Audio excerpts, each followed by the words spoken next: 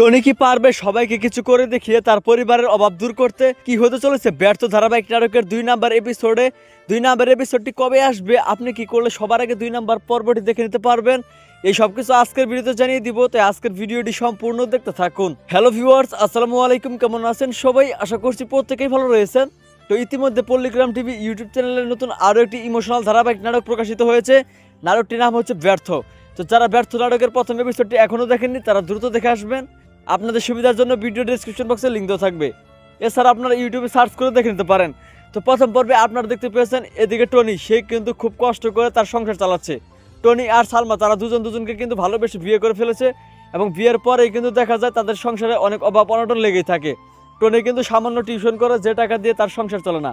তো পরবর্তীতে এটা দেখতে পেয়ে সালমা কিন্তু টনির ওপর অনেক রেগে যায় এবং টনিকে কিন্তু অনেক কিছু করার কথা বলে এবং টনিকে নানানভাবে অপমান অপদস্থ করে। তাহলে কি আগামী পর্বে টনি পারবে সবাইকে কিছু করে দেখিয়ে নিজেকে প্রতিষ্ঠিত করতে? তো আপনাদের কাছে কি মনে হচ্ছে অবশ্যই কিন্তু কমেন্ট করে জানাবেন।